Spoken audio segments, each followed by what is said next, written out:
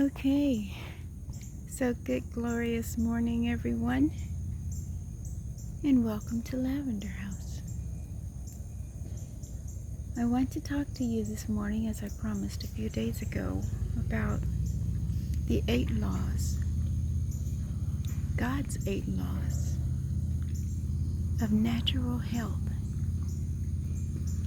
And so I'm totally away from my notes. I'm going straight off the dome this morning, and as you can tell, I'm out to nature. And I just went for a bit of a bike ride. It was a little more difficult this morning than it has been previously. I went about the same distance, but I'm a little more tired, so I decided to rest for a moment. So I want to deal with 2 aspects of the 8 laws of natural health. I told you before when I was introducing this that I gave you an example of laws, and when you break the laws, you suffer the consequences. I think I used the analogy of a speeding ticket or driving an automobile. But today I'm going to address nutrition and exercise, and I'm going to expound on nutrition because, oh my gosh, there is so much in the Bible, mostly in the book of Deuteronomy, which is in the Old Testament, and some of it is so deep that we don't really understand the implications of it. But the part of it that is so simple is the law of nutrition. These bodies were designed, created by a most loving, thoughtful creator. And if I'll use the term I use sometimes, God is a woman. The female aspect of creation takes into consideration the details, the minor details. So when a woman goes into the kitchen to prepare a meal, she generally does not just throw some eggs into the frying pan and just throw them on the plate and there you're done. Guys will. Okay. No, she will go into the kitchen and pull out the spinach and the onions and the spices and the eggs and maybe the milk, and the next thing you know, when you sit down to breakfast, you've got bacon, eggs, pancakes, or maybe an omelet and pancakes. It's an IHOP situation. And so, that being said, these bodies of ours were designed. I've worked in laboratories numerous times, and one of the things that I recognized working in the laboratories and reading the basic components of the blood. Some of you may not be aware, but the blood contains traces of absolutely every element in the earth. Okay? And we were created from the earth. So, for instance, what would represent our flesh is the same as the flesh of fruits and vegetables. It's soft, generally pliable. It might be protected by an outer shell, as in the sense of a coconut, but inside there's flowing juices and sweetness and soft meat. Okay, so we're a bit of a coconut. So I made that statement to my sons one day when we were all sitting around the table doing just socializing, and I told them, "You're all a bunch of coconuts." To which they responded in entire unison, "The fruit don't fall too far from the tree." So as a fruit, the divine creation of God, you got a bit of a coconut in you. But I say that to bring us back around to nutrition. Nutrition is important. So let's pick on the coconuts. When I'm reading the labels, and there was an occasion where I had some dehydration. Dehydration is a consequence of not getting enough water or enough fluids in your body. And the consequences of it might be fainting, weakness, okay? You get where I'm going. So when I was looking for a product that would give me some electrolytes balance, because your heart needs sodium, magnesium, and potassium. Okay, that's the three most important nutrients that you need. Okay, and so when I was reading labels on something, I was looking for potassium in particular because I had had some leg cramps and stuff like that. And so that's a consequence of potassium depletion. So when I was reading the labels on things, I determined that coconut water had more electrolytes per milligram per serving than what else was it I picked up? The emergency drinks and the Gatorades and the I think it's a Propel or some of those things that are supposed to replenish the electrolytes. But coconut water, and of course you got to deal with a little bit of sugar, but go with the all-natural products, okay? And then you can rejuvenate and reestablish your body. So there's one consequence, and just only one example. So I don't want to make this too lengthy of a broadcast so that you're subject to cut it off, but I will go there. And my point is, read the labels, okay? When you're shopping, when you're going to put food in your mouth, read the labels. The majority of the stuff that I buy does not need a label. The majority of the stuff that God has created for the nourishment of our bodies does not need a label. It does not have maltodextrin and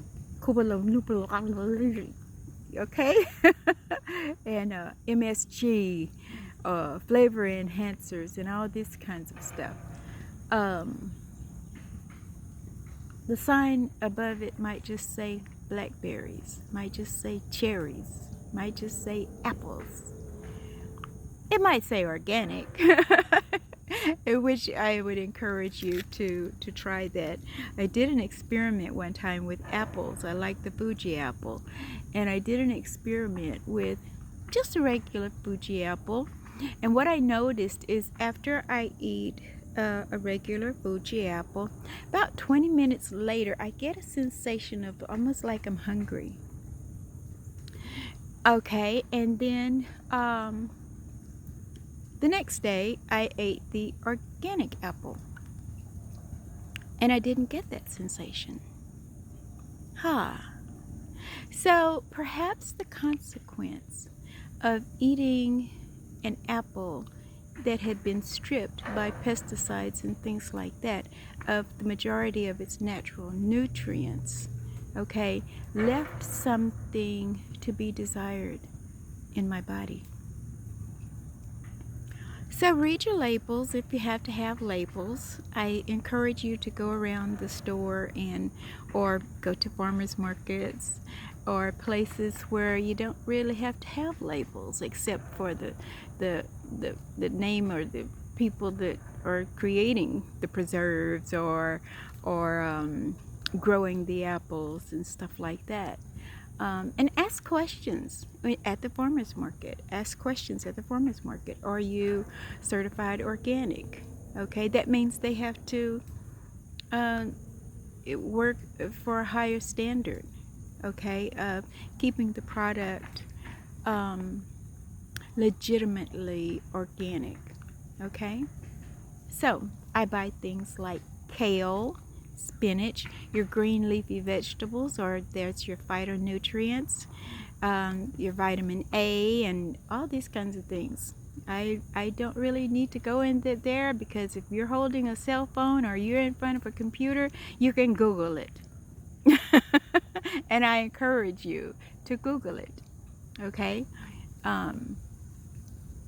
So do some research about what you're putting into these divine creations that we call the human body. And everyone is unique.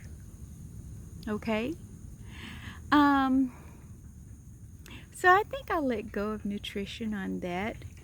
I think most of you are intelligent enough to follow up. Okay?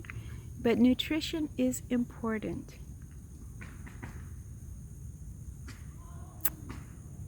I got news for you. Some sad news for you. Fast food, I don't even need to go there. All right? Sometimes you might have to Google what's actually in that fast food. And there's enough stuff on the internet that shows you that this might not be the best thing for your body. Okay? All right. So I'm letting go of nutrition. Now, one of my favorite parts. Ta-da! Can you see my bicycle? You can see my bicycle. It's got a basket on it. Carry my necessary stuff. Okay, and that's my new bike. I call her Bella because she is beautiful. I think she's beautiful. Exercise. Well, you don't have to ride a bike. It's just lighter on my hips and my back and all these kinds of things. But walking, just a slow, gentle walk. The body was designed for movement. God did not breathe the breath of life into the lump of clay that was called man, and man just laid there. Man got up and started moving around. Air will make you move around, but we'll get to air at another time. Exercise, movement is important. And what's that saying? If you don't use it, you lose it. Your body will become stagnant, just like a stagnant pond. Have you ever seen a stagnant pond? A stagnant pond will grow mold and green stuff, and underneath the green stuff it's like parasites and bacteria. And then in Texas, if you got a moldy pond and it's a hot day, you can smell that thing. Okay, point made. I don't need to go there. So there are several things that happen when you exercise. One is perspiring. Okay, when you perspire, that is an action of the lymphatic system. Releasing, sweat releases toxins from your skin and actually kind of cools you off. Okay, so the body is trying to maintain homeostasis, and so if you're getting too hot, you'll start sweating, and if you're in Texas and with the humidity, you'll sweat a lot. And so that's an important part, because the lymphatic system has a lot to do with that. And I have come across some people who say that they don't sweat. So that's another topic for another time. But if you're unable to sweat, there's a blockage somewhere. Okay, so the other thing that happens with exercise is increased heart rate. I've gone to the hospital several times, and they'll come into the room because my heart rate goes down to like 49, and then it sets the things off beeping, beeping, beeping. And even my normal heart rate, I have to actually tell my heart, okay, stay up to 53 at least, so you don't excite them so much. When I go into meditation, my heart rate slows down. When I go into rest, my heart rate slows down, just because I do exercise and my heartbeat is strong, and so it doesn't need to beat quite that many minutes. And when they've done the test, there's nothing wrong with my heart. Okay, there's no thickening of anything that's abnormal. So it's strong, and it doesn't have to beat 99 miles per hour. Okay, it gets the job done in 49. Okay, so the heart is a muscle, so exercise increases, I want to say, the density. I'm not with my books, so I could explain that to you more intelligently. But the stronger your heart is, so say for instance I'm pumping some weights constantly, which I need to do more, then I'll develop these muscles in my arm, okay? And then you might see me cut, guys, I want to say, are more prominent to, and girls lately, these days too, are more prominent to want to build muscle. Well, your heart is a muscle. You want your heart to be strong. Okay, the lungs. Every organ is affected in your body by exercise. Your heart, your lungs, because when I'm pumping on this bicycle, even when I'm walking briskly, I'm breathing more deeply. Okay, so that's allowing the breath to make the lungs expand and deflate. And I don't have weak lungs. Okay, all right, so let's see what's in it. Well, okay, the brain. Whew, I'm almost scared to go there. The brain is such an important organ. If your heart stops beating and your brain is still conscious, you have some consciousness, you can miss a couple of beats before you're declared dead. But if you're declared brain dead, your heart can beat on, and they'll be harvesting some stuff. Okay, so the heart and the brain, the lungs. Okay, so the stomach, the intestines. Honey, I tell people a lot of times, if I don't move, nothing moves. And if nothing moves, I got a problem. Some people don't realize you should eliminate. You should assimilate and eliminate every day. You have waste products building up in your body, in your intestines, in your colon. If you don't expel these things, they create toxicities in your body. And so then you wind up with stuff like metabolic syndromes and constipation and colon cancer and, okay, consequences of not exercising, not moving. And there's so much more, but Exercise is so important. And don't tell me you can't exercise. I don't care if you're, you know what? I have worked with, morning, I've worked with paralyzed people who have therapists to come in and move their bodies. That's how important moving the body is, exercise, okay? That it has to do with your circulation.